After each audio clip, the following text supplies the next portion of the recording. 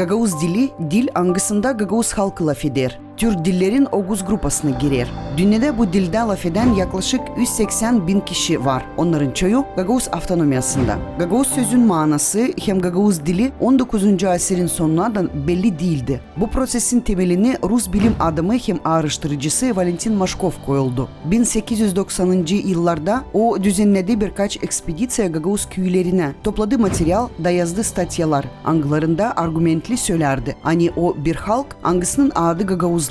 Hem ani bu halk Gagavuz dilinde laf eder. Языки турецкий, скажем, османско-турецкий того времени. Сейчас турецкий современный и гагаузский, который был тогда турецким, он тогда еще на Балканах, не здесь, уже шел процесс развлечения. Еще один важный момент, османско-турецкий язык был, по-моему, до 90% наполнен арабскими и персидскими заимствованиями. То есть, собственно, тюркских слов около 10% было в те времена. А в гагаузском, наоборот, там 15-20% арабско-персидских заимствований. Все остальные другого характера, и тюркского, и романского заимствования, и много-много славянских заимствований.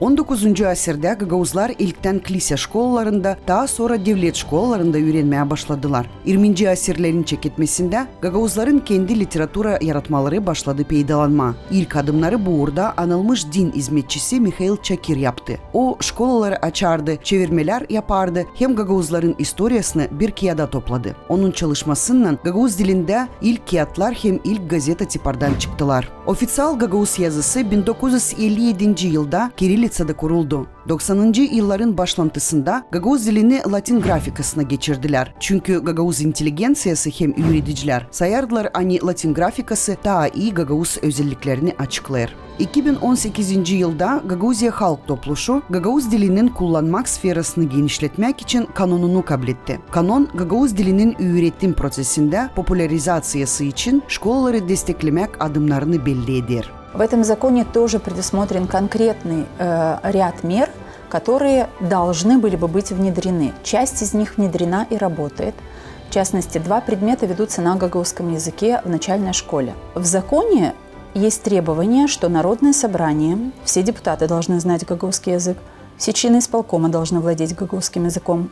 2010. yılda Birleşmiş Milletler Kurumu Gagavuz dilini kaybetmek kertiğinde bulunan dil olarak bildirdi. Есть надежда на то, что все же найдутся силы у гагаузов воспрянуть. Самые важные ценности, которые есть у народа – языk, культура. Gagavuzya Avtonom Teritorial Bölgesi'nde şkolalarda Gagavuz dilini 12.000'den ziyade uşak öğrenir. Gagavuz dili kurslarını hepsi isteyenler için de Maria Marunevich adına bilim araştırma merkezi geçirir.